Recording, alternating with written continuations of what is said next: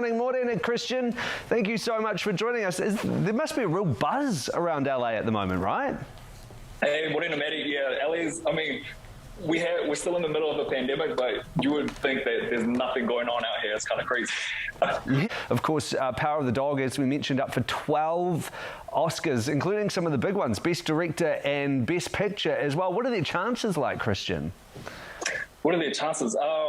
So I think, so when it comes to Jane Campion, quite recently she came under fire, and rightfully so, for some of the comments she made regarding Serena and Venus Williams. So two kind of quotes come to mind when I think of that. The first is from Malcolm X, right, when he said, the most disrespected person in America is the black woman, right? The second quote that comes to mind is from Tiffany Pollard, who said, you should have just sat there and ate your food. Like, Jane Campion should have just, accepted the award, and there was no reason to really make those comments, basically disrespecting, two black women and telling them that she was more oppressed than them, right? So the way that Hollywood and the Academy is set up, I don't think that's going to ruin her chances. I think she's still going to win. I think she's got a pretty good chance.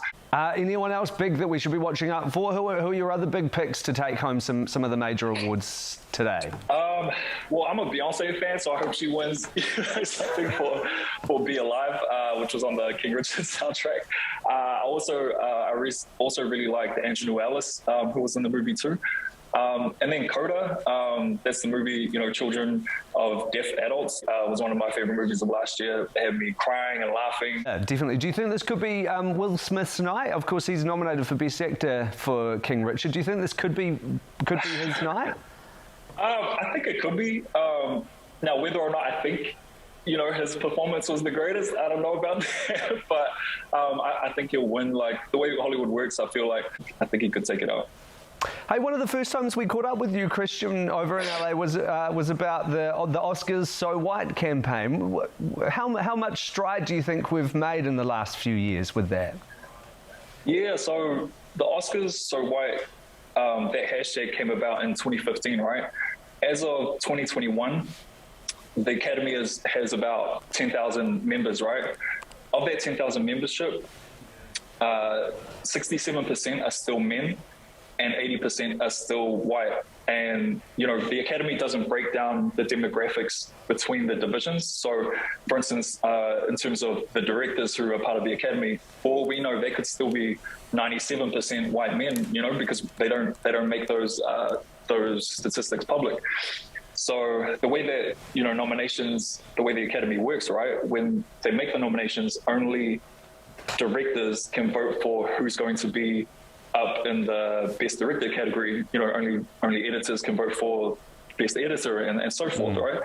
So there's still a long way to go. I think it would be a great start for the Academy to release, make public the demographics of each division, because then that'll really reveal where the disparities are highest, within the Academy.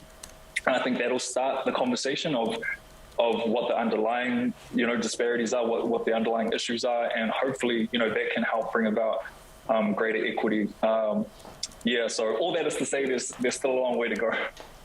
Yeah. But a good start, at least. Hey, thank you so much for joining us, Christian. We really appreciate it. There's Christian Fanene Schmidt, an entertainment journalist thank you, Matty, over in California for us.